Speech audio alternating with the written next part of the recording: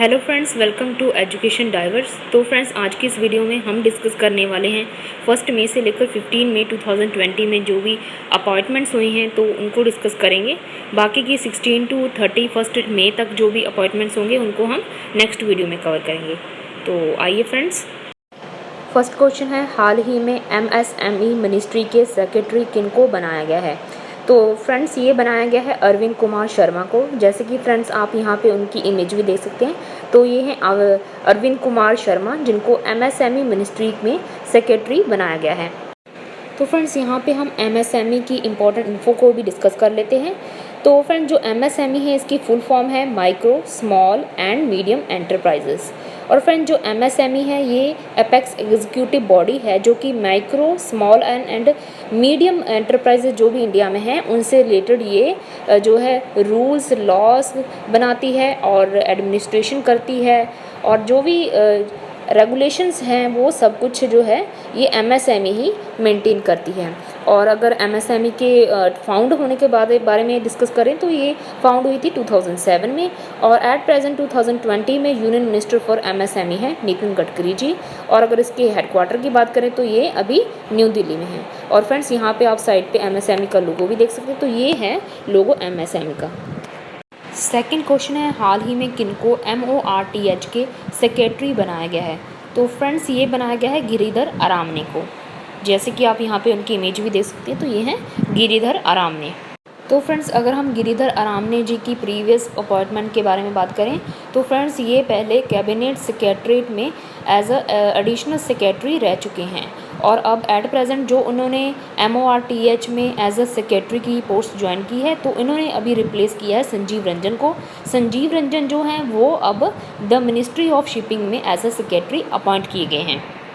तो फ्रेंड्स, अगर हम बात करें MORTH की इम्पॉर्टेंट इन्फो के बारे में तो MORTH की जो फुल फॉर्म होती है वो है ministry of road, transport and highways.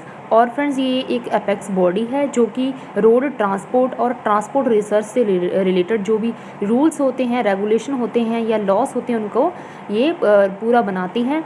और इसके अलावा ये जो रोड ट्रांसपोर्ट सिस्टम है जो भी इंडिया में है उसकी एफिशिएंसी और मोबिलिटी को भी इंक्रीज़ करने में इसका काम होता है, इसका हाथ होता है। और ये at present union minister for MORTH है नितिन गडकरी जी, और जो इसका हेडक्वार्टर है वो न्यू दिल्ली में है।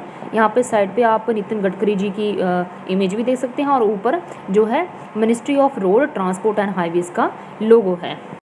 थर्ड क्वेश्चन है, हाल ही में किनको मैक्स बुपा हेल्थ इंश्योरेंस के MD यानी कि मैनेजिंग डायरेक्टर और CEO यानी कि चीफ एग्जीक्यूटिव ऑफिसर बनाया गया है? तो फ्रेंड्स, ये बनाया गया है कृष्णन रामचंद्रन जी को। जैसे कि यहाँ पे आप इनकी इमेज भी देख सकते हैं। तो ये हैं कृष्णन रामचंद्रन। तो फ्रेंड्स, अगर हम कृष्ण रामचंद्रन जी के प्रायर अपॉइंटमेंट्स के बारे में बात करें तो फ्रेंड्स, ये अपोलो म्यूनिक हेल्थ इंश्योरेंस में पहले CEO रह चुके हैं, और इनको 23 ईयर्स का एक्सपीरियंस है in the sector of health insurance, health care and life science segments में। तो फ्रेंड्स, अगर हम मैक्स बुपा हेल्थ इंश्योरेंस की इंपॉर्टेंट इन्फो को डिस्कस करें तो ये जो मैक्स बुपा हेल्थ इंश्योरेंस है इसकी टाइप जॉइंट वेंचर की है, और ये जो इसकी इंडस्ट्री है वो हेल्थ इंश्योरेंस के सेक्टर से रिलेटेड है, और ये फाउंडेड की गई थी 2008 में। और इसका जो एट प्रेजेंट हेडक्वार्टर है वो न्यू दिल्ली इंडिया में है, और एरिया सर्व्ड यानी कि ये जो काम इसका करने का जो एरिया है वो इंडिया है, और इनके जो ऑनर है वो बुपा फेटलटोन LLP ट्रू नॉर्थ है। और साइड में फ्रेंड्स आप इनका जो मैक्स बुपा हेल्थ इंश्योरेंस का जो लोगो भी देख सकते हैं। तो ये इनका लोगो है। फोर्थ क्वेश्चन है, हाल ही में किनको IBRD में US रिप्रेजेंटेटिव नॉमिनेट किया गया है? तो फ्रेंड्स, ये किया गया है Indian American lawyer Ashok Michael Pinto को। तो फ्रेंड्स, अगर हम बात करें अशोक माइकल पिंटो के बारे में तो इनको नॉमिनेट किया है इस पोस्ट के लिए US प्रेसिडेंट डोनाल्ड ट्रंप ने। और ये जो अशोक माइकल पिंटो हैं ये US रिप्रेजेंटेटिव हैं इन दी वर्ल्ड बैंक की लीडिंग आर्म यानी कि मुख्य शाखा international bank for reconstruction and development यानी कि IBRD में। और ये US की द्वारा जो है नॉमिनेटेड है alternative executive director of IBRD में 2 साल के लिए। और करंटली अगर देखा जाए तो ये USA के डिपार्टमेंट ऑफ ट्रेजरी यानी कि खजाना विभाग में अंतर्राष्ट्रीय मामलों के काउंसलर के रूप में जो है सेवारत हैं यानी कि काम कर रहे हैं।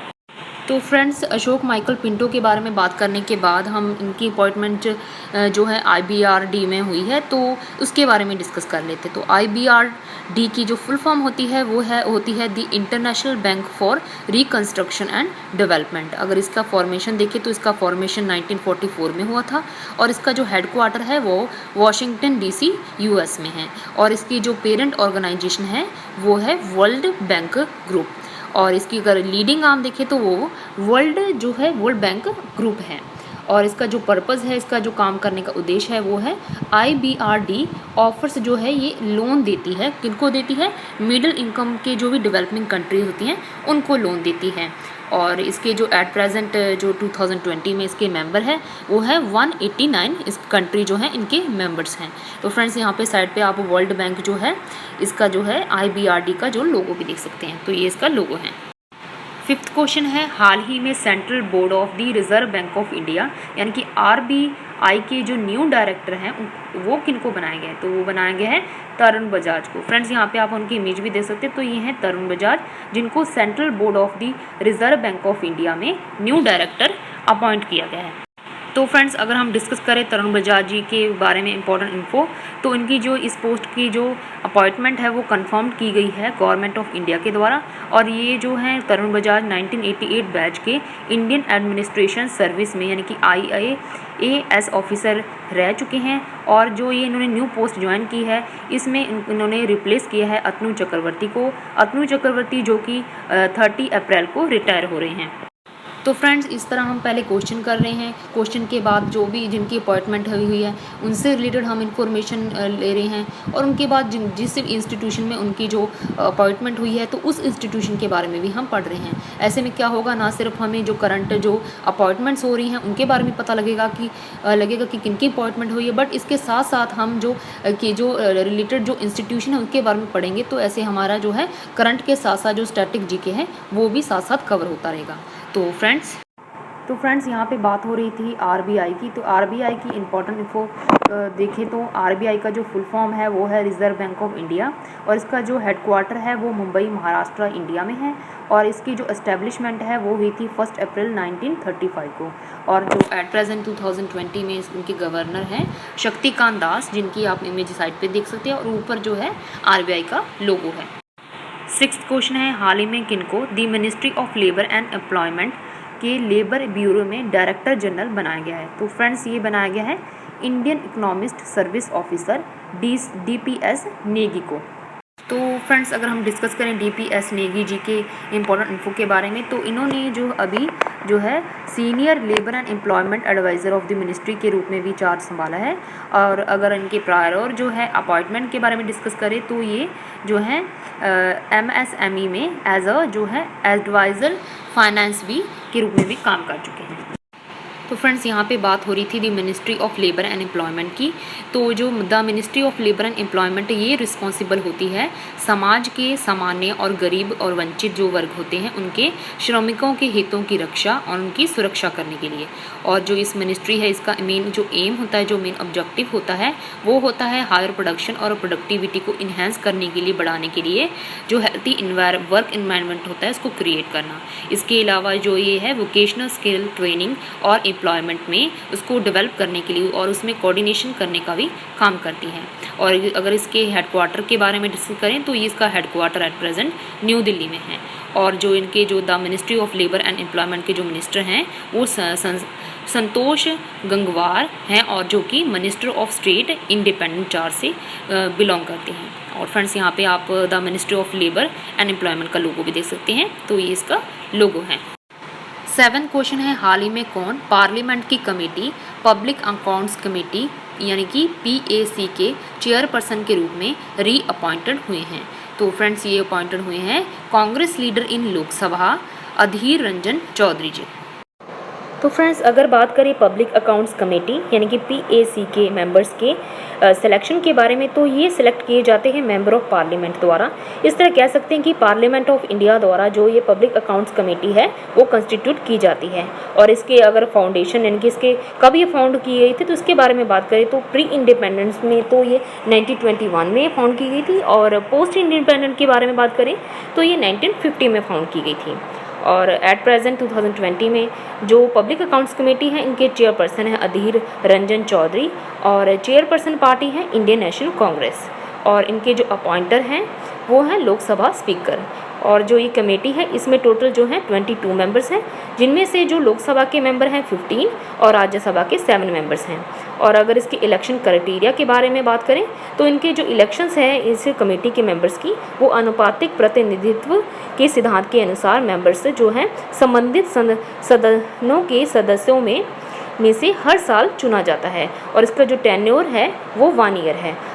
और अगर इस कमेटी के पर्पज़ यानी कि उपदेश के बारे में बात करें तो ये भारत सरकार के राजस्व यानी कि रेवेन्यू और व्यय यानी कि एक्सपेंडिचर का लेखा जोखा करती है और कंट्रोलर एंड ऑडिटर जनरल की एडिट रिपोर्ट की जांच करती है। 8th क्वेश्चन है, हाल ही में किनको MNRE यानी कि ministry of new and renewable energy के सेक्रेटरी बनाया गया है? तो फ्रेंड्स ये बनाया गया है इंदु शेखर चतुर्वेदी को और इन्होंने इस पोस्ट के लिए सक्सीड किया है अनंत कुमार जी को। यहाँ पे आप इमेज देख सकते हैं, तो ये इमेज है इंदु शेखर चतुर्वेदी जी की।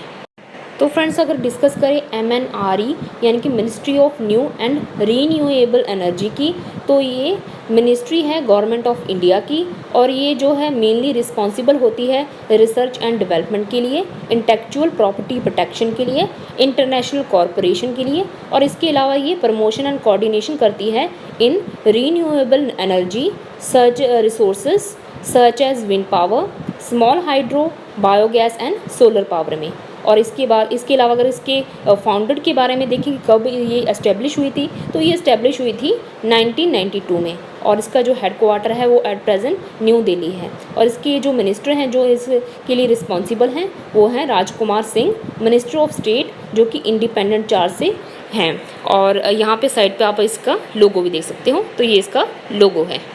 9th क्वेश्चन है, हाल ही में CBSE यानी कि the central board of secondary education के न्यू चेयरमैन किनको बनाया गया है? तो फ्रेंड्स ये बनाया गया है मनोज आहूजा जी को। जैसे कि आप यहाँ पे देख सकते हैं, तो ये है मनोज आहूजा जिनको CBSE के न्यू चेयरमैन बनाया गया है। तो फ्रेंड्स अगर बात करें मनोज आहूजा जी के बारे में, तो ये IAS उड़ीसा कैडर रह चुके हैं और करंटली ये सर्व कर रहे हैं as a special director Lal Bahadur Shastri national academy of administration और department of personnel and training में। और इन्होंने जो ये न्यू पोस्ट ज्वाइन की है इन्होंने रिप्लेस किया है अनीता करवाल को। तो फ्रेंड्स अगर बात करें CBSE बोर्ड की इम्पोर्टेंट इन्फो के बारे में, तो फ्रेंड्स ये एक नेशनल लेवल का बोर्ड है एजुकेशन से रिलेटेड और इसके अंडर जो भी पब्लिक या प्राइवेट स्कूल्स आती हैं ये उनको कंट्रोल्ड और मैनेज करती है। और CBSE बोर्ड के अंदर जो भी स्कूल्स आते हैं ये उनको NCERT के जो करिकुलम है उनको फॉलो करने के लिए कहती हैं। और अप्रॉक्सीमेटली 20,299 जो स्कूल्स हैं वो इंडिया में हैं और 220 जो स्कूल्स हैं वो 28 फॉरेन कंट्रीज़ में हैं जो कि CBSE बोर्ड के अंडर आते हैं। और ये जो CBSE बोर्ड है इसका फॉर्मेशन कब हुआ था? तो इसका फॉर्मेशन हुआ था फ्रेंड्स 3 नवंबर 1962 को हुआ था। और ये एक तरह की गवर्नमेंटल बोर्ड ऑफ एजुकेशन है और इसका जो हेडक्वार्टर है वो एट प्रेजेंट 2020 में न्यू दिल्ली इंडिया में है। और इसकी ऑफिशियल जो लैंग्वेज है वो हिंदी और इंग्लिश है। और इसकी जो चेयरपर्सन है वो श्री मनोज आहूजा हैं जो कि IAS है ऑफिसर हैं, जैसे कि हमने अभी पिछले जो है क्वेश्चन है उसमें भी डिस्कस किया। और इसके जो पेरेंट ऑर्गेनाइजेशन है वो ministry of human resource development है और इसके अंडर जो है CBSE बोर्ड के अंडर जो है 21,499 स्कूल्स आते हैं और ये जो डाटा है ये 2019 का है। 10th क्वेश्चन है, हाल ही में किनको फिर से नाडा डिसिप्लिनरी पैनल में शामिल किया गया है? तो फ्रेंड्स ये शामिल किया गया है former Commonwealth gold medallist Indian boxer Akhil Kumar शामिल किया गया है। और ये जो है पहले 2017 से लेकर 2019 तक पहले भी ये इस पैनल में जो है रह चुके हैं।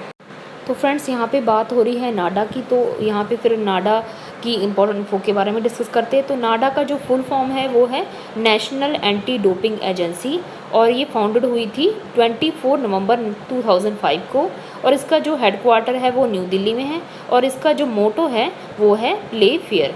और इसका पर्पज़ क्या है? इसका पर्पज़ है एंटी डोपिंग इन स्पोर्ट्स में, यानी कि स्पोर्ट्स में एंटी डोपिंग को प्रमोट करना।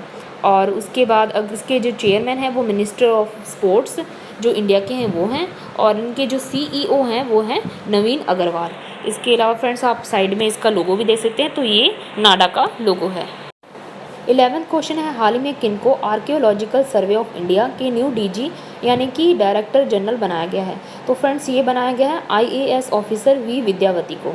और फ्रेंड्स ये 1991 में के बैच कर्नाटक कैडर के ऑफिसर भी रह चुके हैं। तो फ्रेंड्स अगर बात करें आर्कियोलॉजिकल सर्वे ऑफ इंडिया की, तो फ्रेंड्स ये इंडिया की दी मिनिस्ट्री ऑफ कल्चर के साथ अटैच्ड है और ये रिस्पॉन्सिबल है इंडिया में आर्कियोलॉजिकल रिसर्च के लिए, और इसके अलावा इंडिया में जो भी कल्चरल मॉन्यूमेंट्स हैं तो उनके कंजर्वेशन के लिए और प्रिजर्वेशन के लिए भी रिस्पॉन्सिबल है। और जो आर्कियोलॉजिकल सर्वे ऑफ इंडिया है ये फाउंडेड हुई थी 1861 में अलेक्जेंडर कनिंघम द्वारा, जो कि आर्कियोलॉजिकल सर्वे ऑफ इंडिया के फर्स्ट डायरेक्टर जनरल बने थे, और इसका जो एब्रीवेशन है वो है ASI।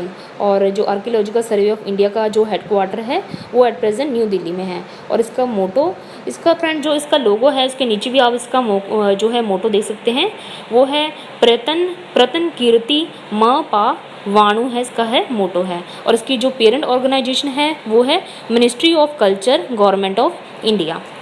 तो आई होप फ्रेंड्स आप सबको 1 मई से लेकर 15 मई 2020 तक जो भी अपॉइंटमेंट्स हुए हैं वो अच्छे से क्लियर हो गई होंगी। तो इस वीडियो में हमने ना सिर्फ इन अपॉइंटमेंट्स के बारे में पढ़ा है, बल्कि जी ये जो अपॉइंटमेंट्स हैं जिन भी इंस्टीट्यूशन में हुई हैं उन इंस्टीट्यूशन के बारे में भी हमने पढ़ा। तो इस तरह हमने जो करंट प्लस जो स्टैटिक जीके हैं उन दोनों को कवर किया। तो फ्रेंड्स मेरी इस वीडियो को लाइक करिएगा अगर आपको कुछ नया सीखने के लिए मिला है, और मेरे चैनल को सब्सक्राइब भी करेगा। Thank you for watching.